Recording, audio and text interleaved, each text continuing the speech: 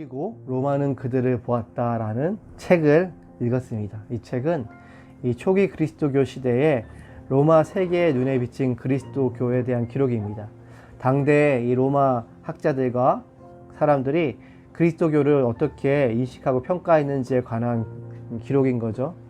저자는 이 책을 통해서 단순히 그 시대의 로마인들의 사상, 문화, 그리스도교를 향한 시각을 이야기하고자 한 것이 아닙니다. 때로는 로마인들의 그리스도교를 향한 조롱, 때로는 근거 없는 비난, 그리고 근거 있는 비판에 그리스도인들이 무작정 귀를 막지 않았다라는 거죠. 그리스도인들은 적극적으로 이 로마 세계의 문제 제기와 비판에 반응했습니다.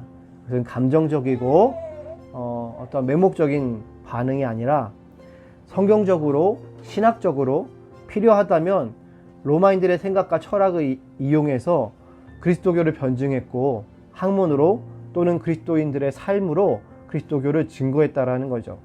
그리고 이러한 도전과 반응, 비판과 이에 대한 변증을 통해서 그리스도교는 신학적으로, 신앙적으로 그리고 삶의 모습에 있어서 더욱 자라나고 성장할 수 있었다는 것입니다.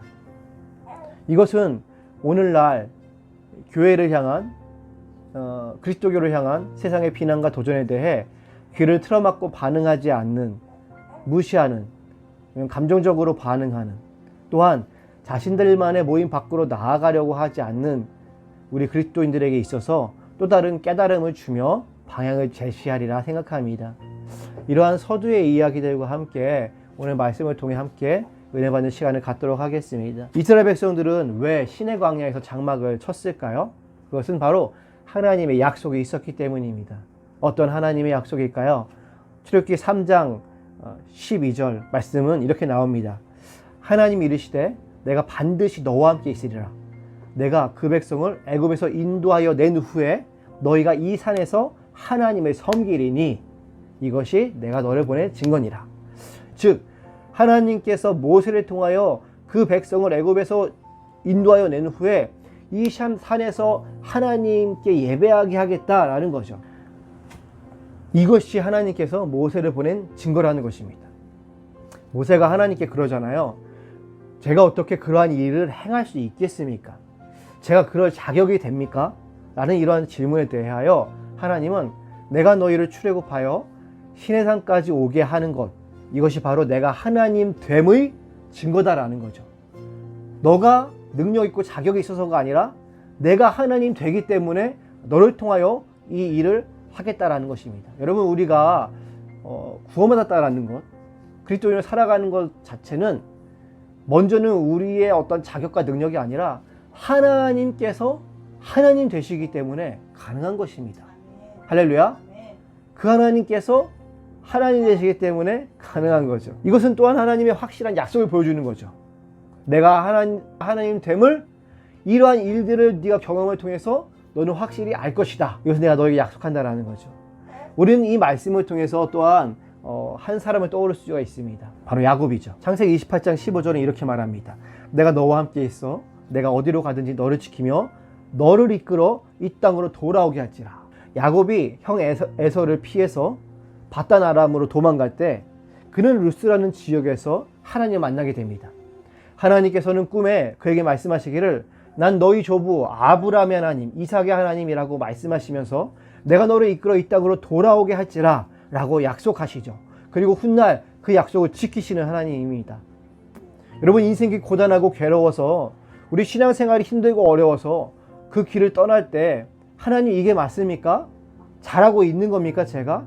하나님 도와주세요 라고 외치는 우리의 기도에 하나님께서는 내가 너를 반드시 지키며 다시 이곳으로 돌아오게 하겠다라고 말씀하시는 거죠. 할렐루야.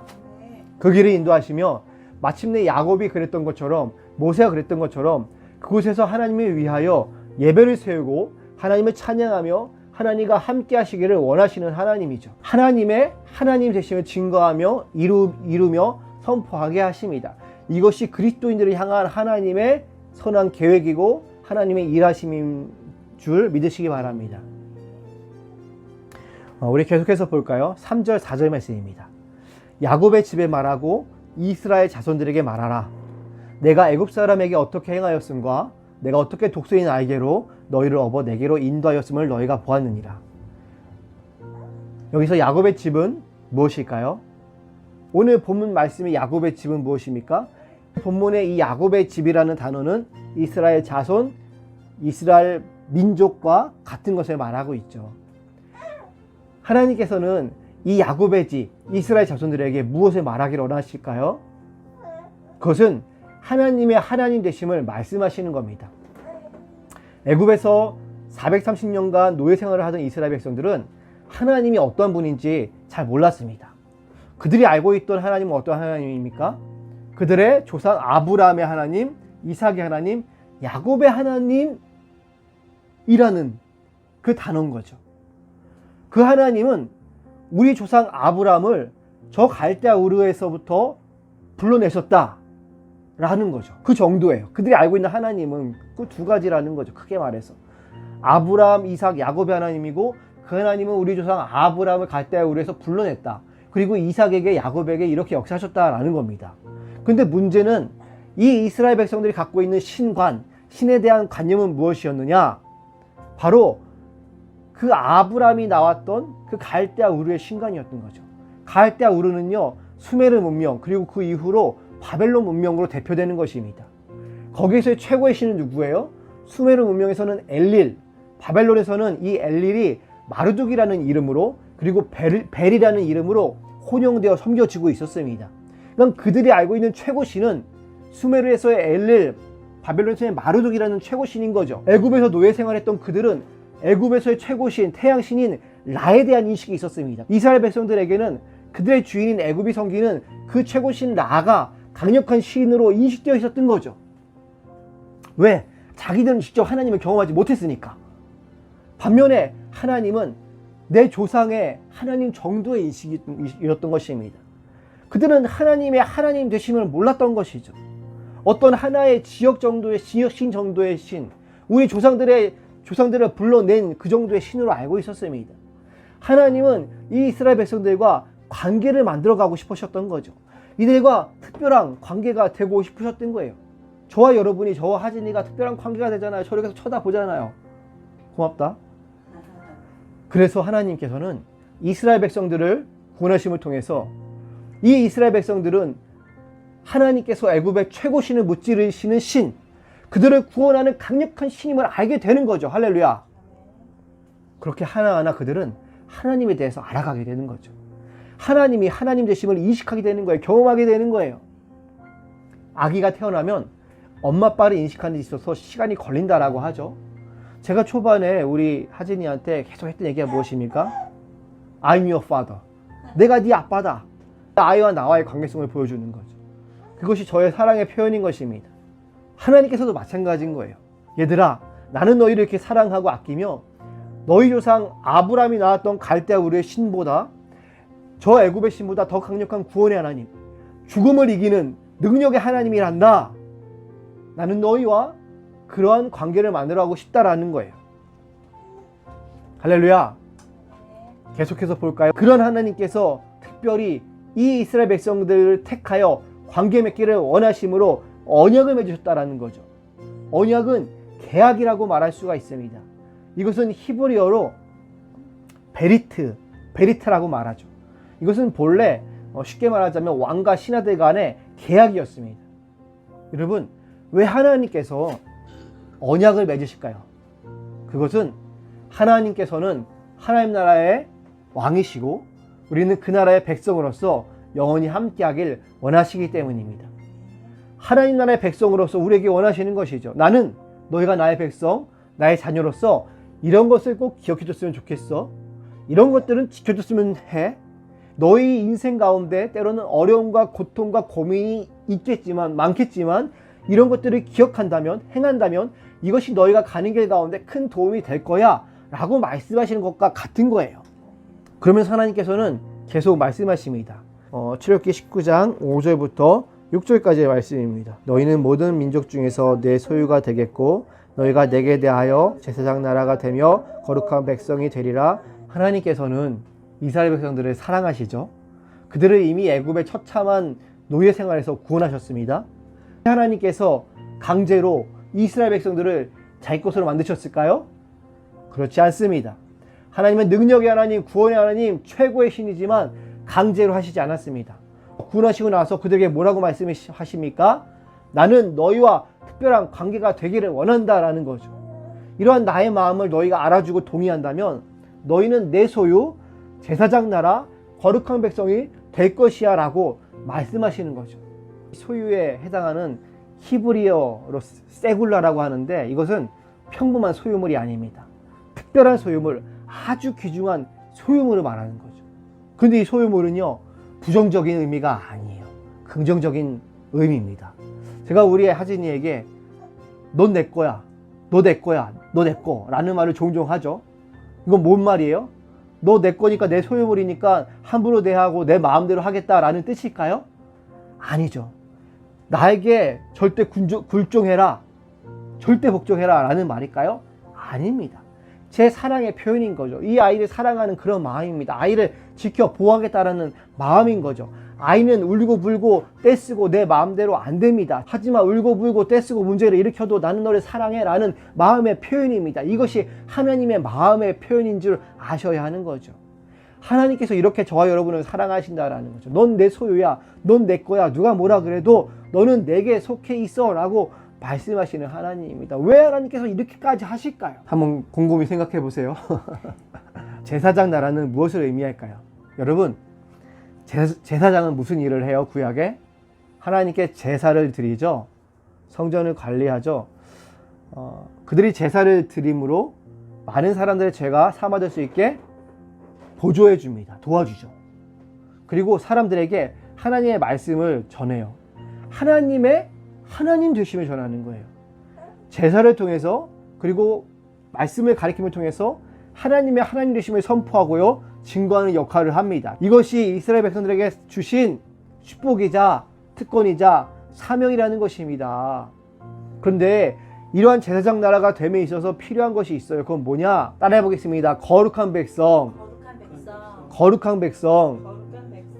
레위기 11장 45절에 이렇게 말합니다. 나는 너희의 하나님이 되려고 너희를 애굽 땅에서 인도하여 낸 여호와라. 내가 거룩하니 너희도 거룩할지어다. 할렐루야. 뭐라고 말씀하세요? 왜 이스라엘 백성들을 구원하셨어요? 너희의 하나님이 되려고. 너희 하나님이 되고 싶어서. 이스라엘 백성들의 하나님이 아니면 하나님이 아닙니까? 아니에요. 이미 하나님은 하나님이세요. 그런데 하나님의 하나님 되심을, 너에게서 나는 하나님이 되고 싶은 거야, 그것을 알게 하려고, 그것이 되고 싶으셔서 너희 하나님이 되려고 애굽 땅에서 인도해냈다라는 거예요. 관계를 만들고 싶으신 거예요. 근데 내가 그런 하나님인데 내가 어떠한 사람이야? 나는 거룩한 사람이야. 하나님의 속성이, 하나님의 본질이 거룩함이라는 거죠. 그 정체성의 존재가 거룩하신 분이라는 거예요. 이 왕이신 하나님이 거룩한 하나님이시기 때문에 그분의 하나님의 하나님 되심을 아는 것이 무엇이에요? 하나님 하나님 되심 아는 것 중에 하나가, 이분은 거룩한 분이구나, 이분은 나를 사랑하는 분이구나, 이분은 최고의 신, 능력이 한이 없으신 분이구나, 온 우주 만물을 다스리는 하나님이구나, 하나님의 하나님 되심을 우리가 알아가는 거예요. 그리고 그분의 하나님 되심을 알아가기 위해서는, 그분의 관계 가운데 들어가기 위해서는 어떻게 해야 돼요? 그분과 함께하기 위해서는, 그분과 변치 않는 관계 가운데 있기 위해서는 그 하나님의 거룩하심을 우리를 닮아가야 되는 거죠. 더러움을 가지고 거룩하신 하나님과 관계 가운데 함께할 수가 없는 것이죠.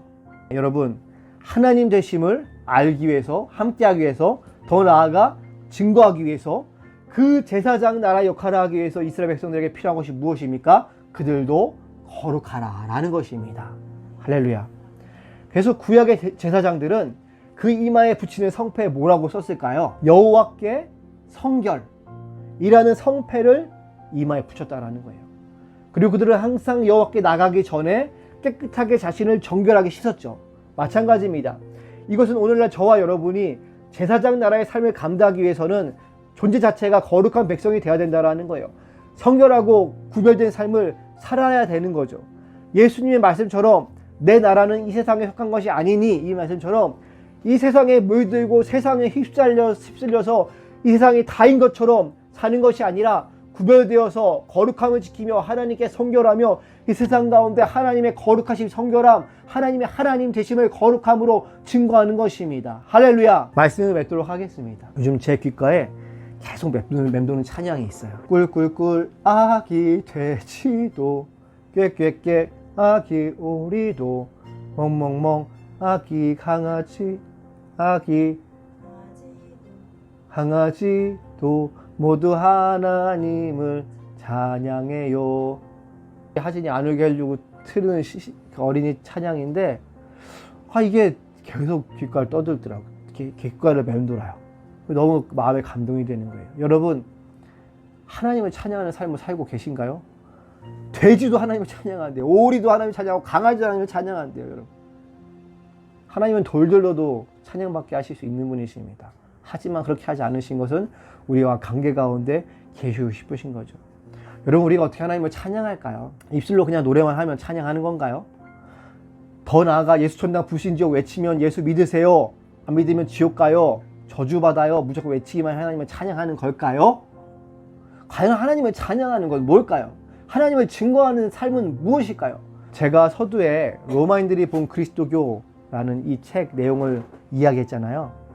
우리가 하나님을 찬양하면요, 제사장 나로서의 하나님이 맡기신 그 사명을 감당하는 크고 본질적인 역할이 있다라고 저는 생각을 해요. 이렇게 예배 때 하나님 높여드린 것도 있지만 더 나아가서는 열방 가운데 하나님 되심을 드러내고 증거하는 게 하나님 찬양 아니겠습니까, 여러분? 그러려면 우리가 먼저 하나님 되심을 알아야 된다라는 거예요. 경험해야 된다라는 거예요. 그리고 그 관계 가운데 하나님과 함께 해야 된다라는 거예요. 오늘날 많은 사람들이, 그리스도인들도 교회도 하나님 되심을 제대로 모르는 것 같아요. 그냥 맹목적으로 그냥 종교성을 가지고 그냥 열심히 그냥 찬양하고 열심히 노래, 열심히 전도하고 그냥 그건 거예요. 상당히 왜곡된 시선과 경험을 많이 갖고 있습니다. 그것이 그 초기 그리스도교 시대에 그 그리스도교를 비판하고 조롱하고 그 여러 가지 시선들 가운데 오늘날 비슷하지 않습니까? 근데 그 당시 그리스도교 그것을 감정적으로 반응하거나 무시하거나 그냥 그렇게 하지 않았다는 거죠. 그들과 적극적으로 소통하면서 대화하고 삶의 모습으로 또 바른 신앙관으로 성경으로 예수님을 증거했다라는 거예요. 이것이 무엇을 우리에게 보여줍니까? 오늘날의 우리 그리스도인 교회도 세상 가운데 빠져드는 것이 아니라 세상과 적극적으로 소통함을 통해, 소통한다는 것은 교회의 힘과 능력과 권능을 통해서 세상을 끌고 가겠다, 설득하겠다가 아니라 바른 성경과 신앙, 내 삶의 모습을 통해서, 거룩을 통해서 하나님의 모습을 보여주는 거예요. 찬양하는 거예요. 어떤 규모가 아니라 잔잔함을 통해서 하나님의 일하심을 통해서 그것이 전해져야 된다는 것입니다. 하나님께서 이스라엘 백성들에게 말씀하시잖아요. 계속 나는 아브라함 하나님, 이삭의 하나님, 야곱의 하나님이라고 말씀하실 뿐만이 아니라 나는 너희를 애굽에서 구원해낸 하나님이야. 독수리 날개로 너희를 인도해낸 하나님이야. 나는 세상의 신들과 같지 않다. 온 세계가 내게 속해 있다라고 말씀하시죠. 여러분, 모든 것이 하나님께 속해 있음을 믿으십니까? 가정도, 건강도, 돈도, 명예도, 모든 것도 다 하나님의 소유를 믿으세요? 교회도 하나님의 소유인 거예요. 여러분, 돈의 소유, 세상의 소유, 다른 것에 붙들려 있으면 안 됩니다. 하나님이 나를 얼마나 사랑하시고 나의 왕 되시고 아버지 되심을 알아야 돼요.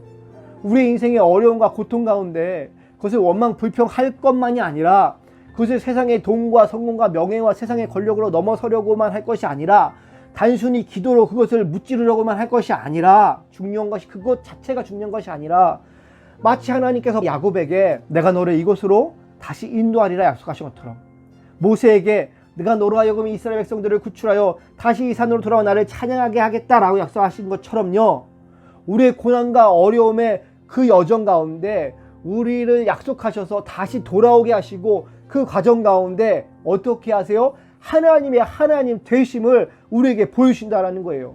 그 과정 가운데 우리로 하여금 하나님의 하나님 되심을 인식하고 경험하며 그것을 통해서 하나님과의 깊은 관계 가운데 내가 하나님의 소유됨을 알게 하고 그 하나님의 하나님됨을 많은 사람들에게 증거하는 그러한 귀한 소명을 우리에게 주셨다라는 거죠. 그것이 우리가 알아야 된다는 것입니다. 우리에게 이 제사장으로서의 거룩한 구별된 귀한 소명이 있는 것이죠. 하나님께 성결돼야 돼요. 구별돼야 돼요. 거룩한 하나님을 닮아가야 돼요. 내 능력과 힘으로 하는 것이 아니라 하나님의 말씀 가운데 성령의 충만한 가운데 예수 그리스도 십자가 대속의 은혜로 그 충만함이 우리에게 부어질 때 성령께서 우리 가운데 일하시는 것입니다. 하나님께서 우리를 이끌고 가시는 거예요. 여러분, 세상의 죄악과 거짓에 구별되는 그리스도를 닮아가는 삶을 살고 계신가요? 그 십자가의 길을 가고 계신가요? 하나님께서는 여러분과 특별한 관계가 되기를 원하셨고 그것을 통해서 여러분을 통해서 세계와 열방의 복을 받기를 원하세요. 어떠한 눈에 보이는 물질의 복, 어떠한 잘 되는 복이 아니라 하나님의 자녀가 되는 복, 하나님 나라의 복, 그것을 원하신다라는 거예요. 그것이 여러분을 하나님의 자녀로서의 향기, 빛과 소금이 되어서 하나님을 드러내기를 원하신다라는 거죠. 여러분, 여러분이 이 시대에 하나님의 사랑받는 하나님의 소유입니다. 하나님의 특별한 관계 가운데 있습니다. 하나님됨을 선포하는 제사장 나라요 거룩한 백성입니다. 이제는 우리 삶 속에서 증명하며 살아낼 때 하나님과의 특별한 관계, 친밀한 사귐을 통해서 세상 모든 나라를, 모든 영혼을 사람을 살리시는 그 일을 이루시는 하나님의 귀한 사역에 우리가 함께 할 수 있을 것입니다. 한 주간도 여러분, 하나님의 소유, 제사장 나라, 거룩한 백성이란 이 아름다운 우리에게 주신 신분에 걸맞는 품격과 품위와 수준을 가지시고 키우시고 십자가의 길, 제자의 길, 그리스도를 닮은 실력을 키우시고 세상에 대해 귀를 막고 우리끼리의 말만 외치는 것이 아니라 세상도 알아먹는, 이해하고 덕이 되고 선을 이루게 소통함으로 대화를 통해서 우리의 삶으로 살아내고 증명을 통해서 참되게 하나님의 하나님 되심을 선포하는 저와 여러분 되시기를 주님의 이름으로 기도드립니다.